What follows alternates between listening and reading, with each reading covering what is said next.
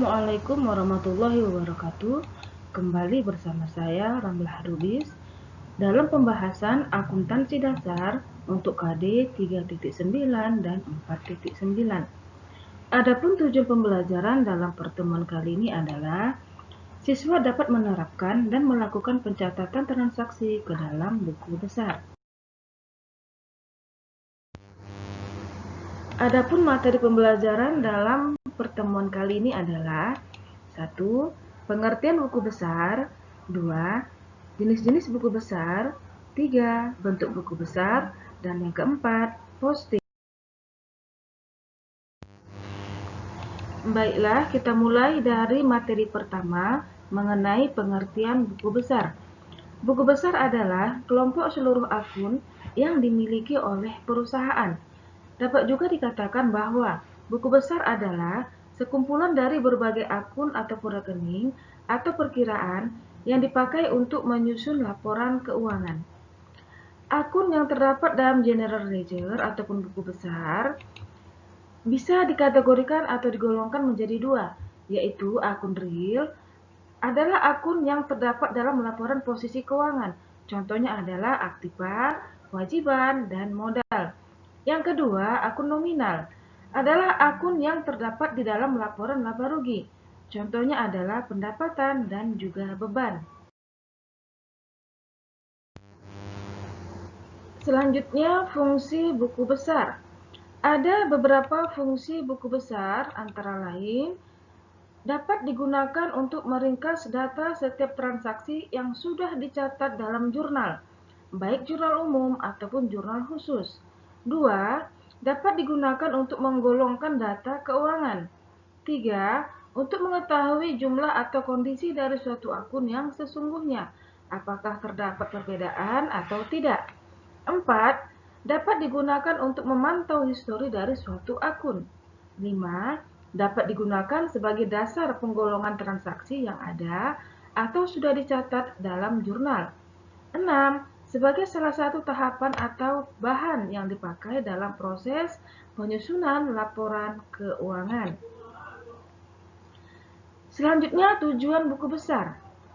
1. Mencatat seluruh transaksi dengan ukuran dan benar. Yang kedua, menjumlahkan dan atau mengurangi akun sesuai dengan historian transaksi. 3. Memvalidasi jumlah akun atau rekening. 4. Memberikan informasi mengenai rekam jejak atau histori dari suatu akun. 5. Menghasilkan laporan keuangan yang bisa dipercaya dan juga tepat waktu untuk setiap periode. Jenis-jenis buku besar. 1.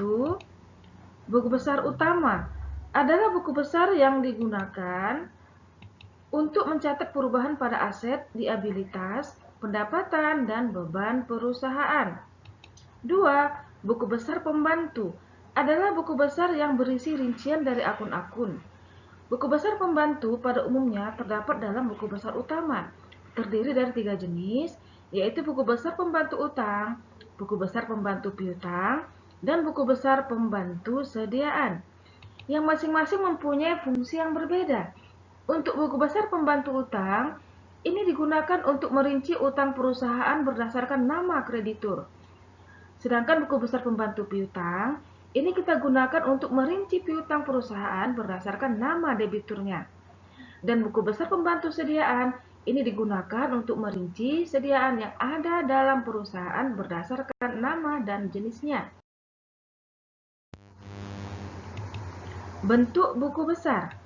Ada beberapa bentuk buku besar dalam perusahaan yang biasanya digunakan oleh perusahaan. 1. Bentuk sekontro ataupun horizontal atau akun T. Jadi bentuk buku besar ini adalah bentuk yang paling sederhana. Dalam bentuk ini, sisi kiri dipakai untuk mencatat saldo akun yang bersaldo debit, sedangkan sisi yang bagian kanan dipakai untuk mencatat saldo akun yang bersaldo kredit. Kemudian, untuk bagian atas digunakan untuk mencatat nama dan juga nomor akun. Berikut contohnya bisa kita perhatikan di sini. Kalau kita lihat garisnya, ini menyerupai huruf T. maka dikatakan sebagai akun T ya, karena dia menyerupai seperti huruf T. Jadi kalau kita lihat di sini, angka 1, 3, 5 dan seterusnya ini adalah tanggal transaksi ya. Begitu juga dengan yang ini, yang sebelah kanan, 1, 10, 12 dan seterusnya, ini adalah tanggal transaksi ya. Sedangkan angka-angka ini adalah jumlah rupiah ya, berdasarkan bukti transaksi ya yang telah terjadi. Dan yang ini adalah nama akun, ya nama akunnya kas, sedangkan ini adalah nomor akunnya 111.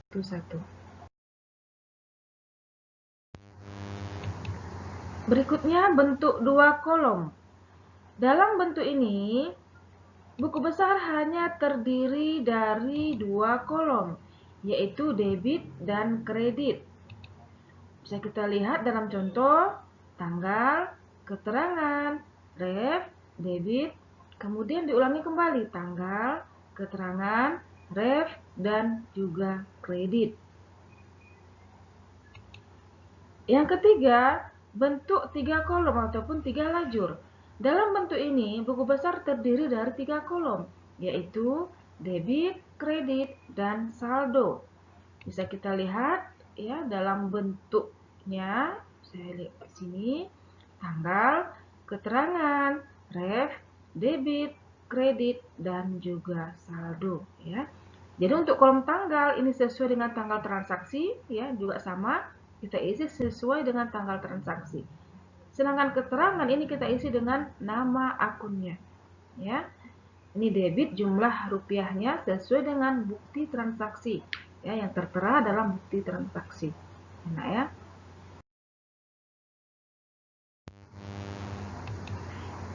Berikutnya bentuk 4 kolom ataupun 4 lajur. Bentuknya sama dengan seperti buku besar 3 kolom. Yang membedakannya adalah pada kolom saldo ya. Pada kolom saldo dibagi dua, yaitu ada kolom debit dan juga ada kolom kredit. Bisa kita lihat bentuknya seperti ini, tanggal, keterangan, ref, debit, kredit, saldo. Jadi saldo ini dibagi dua tadi ya. Jadi ada saldo debit, ada saldo kredit ya.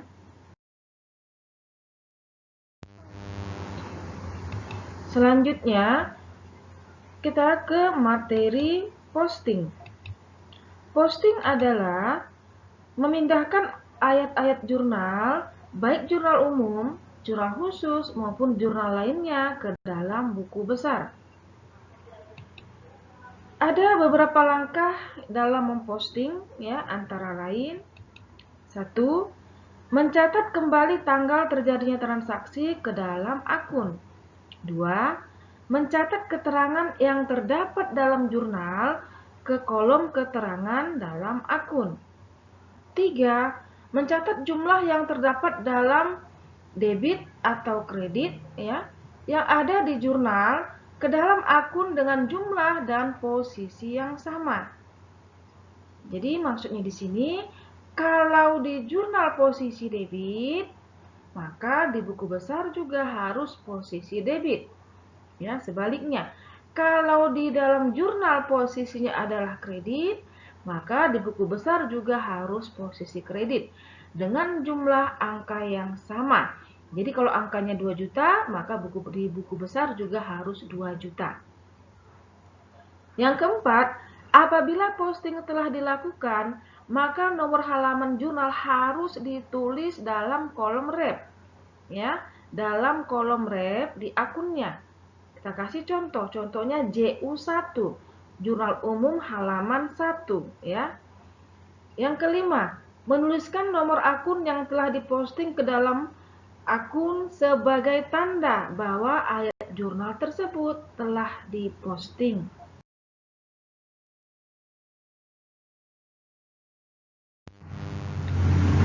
Baiklah, untuk lebih memahami proses posting, berikut ilustrasinya.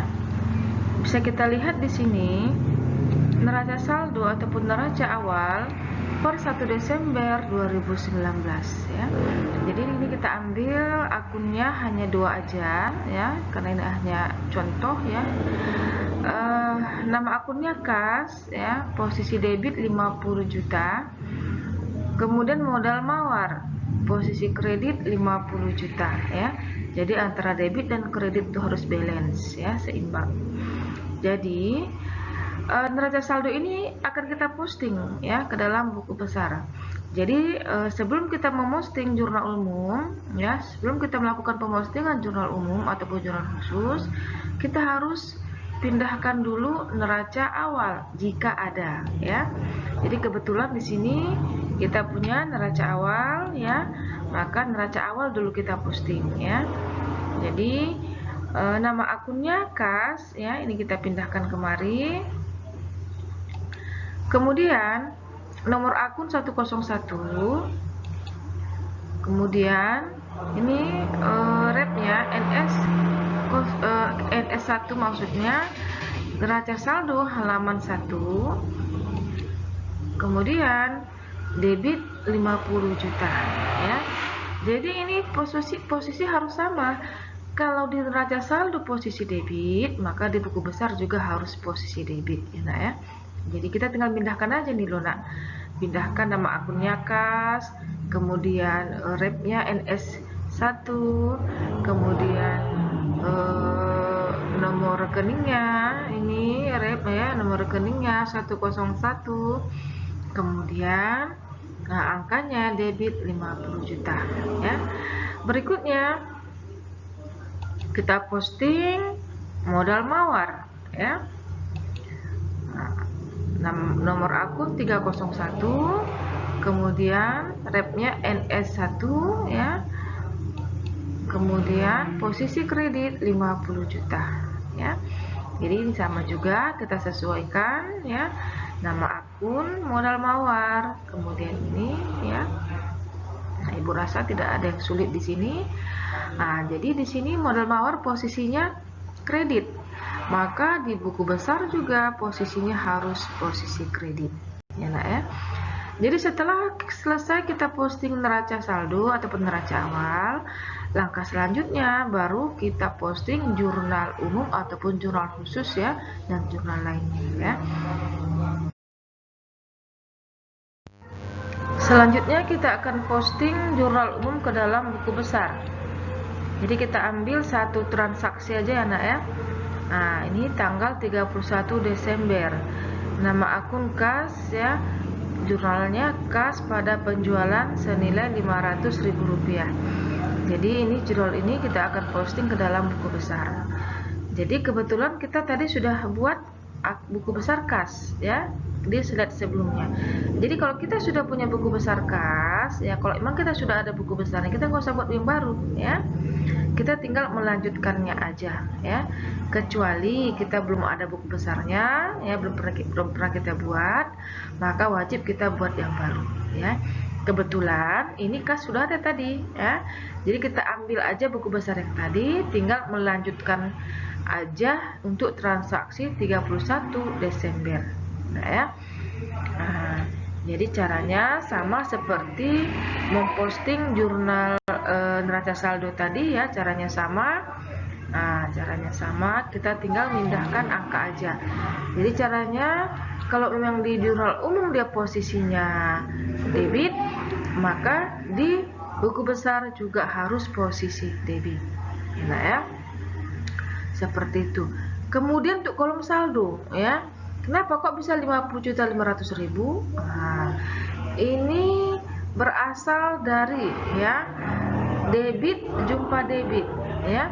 Jadi di kolom saldo ini adalah untuk mencatat perubahan saldo akibat dari mutasi yang di sini. Enak ya. Jadi debit jumpa debit ya, makanya harus dijumlahkan. Jadi 50.500.000. Sebaliknya kalau debit jumpa kredit kita harus kurangkan ya. Nah, ini juga demikian. Seandainya buku besar ya bersaldo kredit, misalnya ada akun, misal akun penjualan. Nah, nanti kita bicarakan untuk penjualan di bawah enak ya. Nah, inilah dulu. Nah, jadi debit jumpa debit kita jumlahkan, debit jumpa kredit kita kurangkan enak ya. Seperti itu. Sekarang kita next ke akun penjualan. Ini untuk akun penjualan, tadi kita tidak punya neraca awalnya, ya, saldonya kosong. Kita belum buat buku besarnya, makanya kita harus buat buku besar yang baru, ya. Jadi karena saldo awalnya kosong, maka di sini kita buat juga kosong, 0, ya nak, ya, karena memang tidak ada neraca awalnya, makanya 0 di posisi kredit, ya. Kemudian posting, ya, mulai dari nomor akunnya, kemudian repnya JU1 berarti jurnal umum halaman 1. Kemudian untuk kolom keterangan boleh kita gunakan posting, ya, boleh gunakan posting, boleh juga menggunakan kalimat penjualan tunai. Kenapa? Karena transaksi ini adalah transaksi penjualan secara tunai, ya. Jadi angka ini muncul dari transaksi penjualan tunai. Makanya kalimatnya boleh kita gunakan kalimat posting, boleh juga menggunakan kalimat penjualan tunai, ya nak, ya. Jadi untuk angka pindahkan aja sesuai dengan posisinya. Di jurnal umum ini posisinya kredit, maka di buku besar juga posisinya kredit. Dan pindahkan ke kolom saldo juga dengan posisi kredit, ya. Jadi apabila kita punya mutasi di sini, ada perubahan di sini, maka kredit jumpa kredit nanti kamu jumlahkan. Sebaliknya, kredit jumpa debit itu kamu kurangkan, ya. Singkat katanya, yang sejenis jumlahkan, dan jenis kurangkan. Enak, ya. Cukup sekian video pembelajaran pada kali ini. Terima kasih. Semoga dapat bermanfaat. Assalamualaikum warahmatullahi wabarakatuh.